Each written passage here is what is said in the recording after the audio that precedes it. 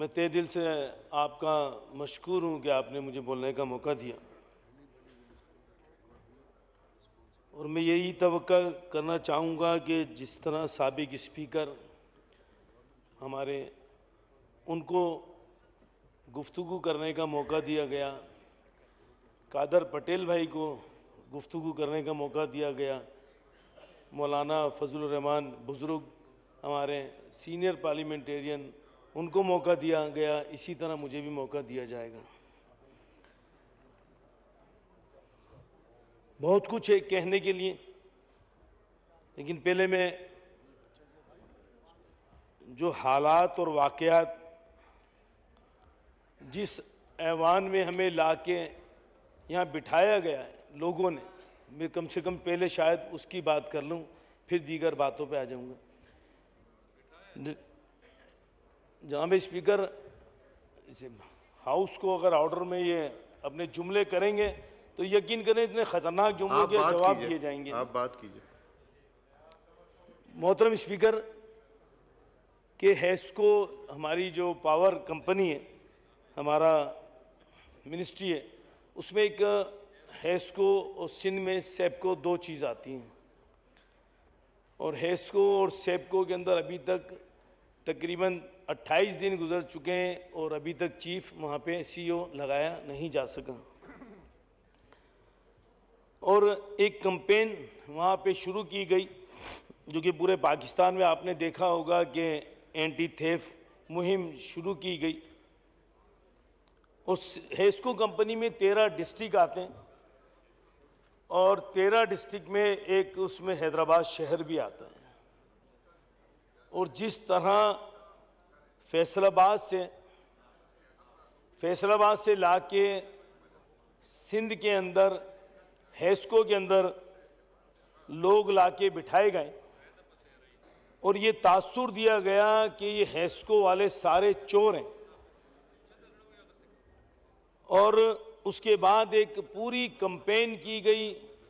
FIA ने ताबड़तोड़ हैदराबाद शहर के अंदर, जिस तरह मैंने कहा कि 13 डिस्ट्रिक्ट हैं, 13 डिस्ट्रिक्ट में सिर्फ और सिर्फ अगर कोई कार्रवाई हो रही है तो वो हैदराबाद में हो रही है। 13 डिस्ट्रिक्ट में से सिर्फ हैदराबाद के अंदर ये मुहिम चल रही है, और उसका असर ये आया है कि 2023 में जब ये मुहिम शुरू की गई तो 24.96 लॉसेस थे,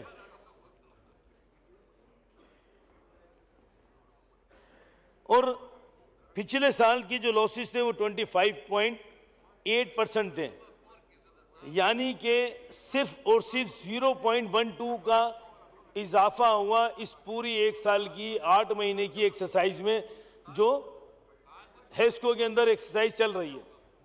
मेरा सवाल ये है, एफआईआर जो हैस्को कंपनी में अभी तक रजिस्टर्ड की गई हैं वो 4,961 एफआईआर दर्ज की गई हैं अभी तक। और सर सबसे मज़े की बात कि जो हैस्को का अमला है वो एफआईआर जब दर्ज कराने जाता है तो 10,000 रुपये जाके वो रिश्वत के पुलिस अफसर को देता है कि भाई मेरे पे सेक्रेटरी साहब का बहुत प्रेशर है, आप ये एफआईआर खुदा के वास्ते एफआईआर दर्ज कर दो। यानी कि पहली जब एफआईआर दर्ज कर रहा है तो 10,000 रुपये वो करप्ट पुलिस को दे रहा है एफआईआर दर्ज करने के।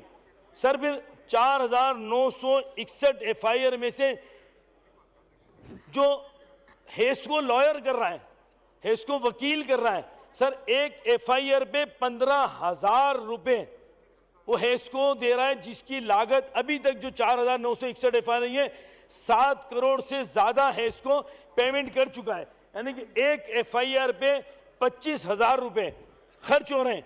और सर इस सारा का रिजल्ट क्या आया? रिजल्ट कुछ भी नहीं, ज़ीरो। तो सर मेहरबानी फरमा के कि जब एफआईआर कटवाने के भी पैसे दिए जा रहे हैं, हैस्को वकील भी कर रहा है, और ये 95% एफआईआर सी क्लास हो चुकी हैं, रिजल्ट ज़ीरो।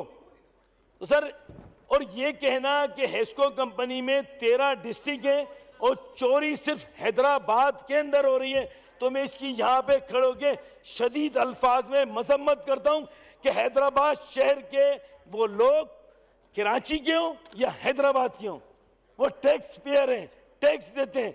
टैक्स के ऊपर सिर्फ कराची के टैक्स से पाकिस्तान का मईशत का पहिया चलता है। और अगर हैदराबाद शहर के लोगों को चोर कहा जाएगा तो यहाँ पर मैं शदीद मजम्मत करूंगा अपने शहर के नुमाइंदे होने की हैसियत से।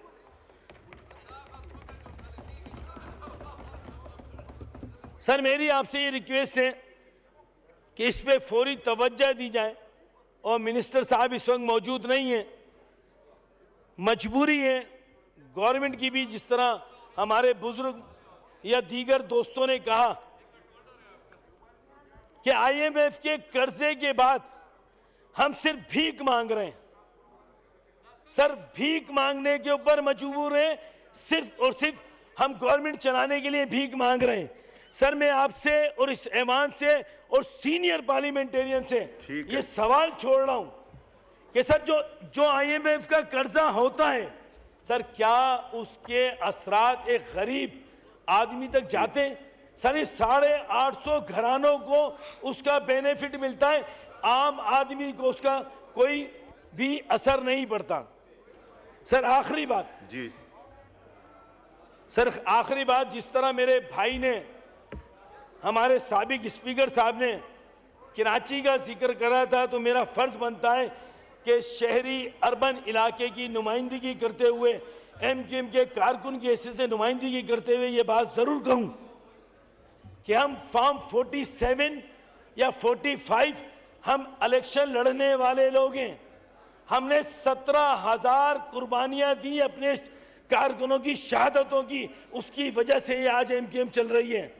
और जो फॉर्म जो कहते हैं कि कराची में या हैदराबाद में फॉर्म 47 की पैदावार है, तो मेरे उन दोस्तों से ये सवाल है, और स्पीकर साहब आपसे भी ये मोदवाना रिक्वेस्ट है कि मुझे आईना दिखाया तो बुरा मान गए, 2018 का किस्सा सुनाया तो बुरा मान गए।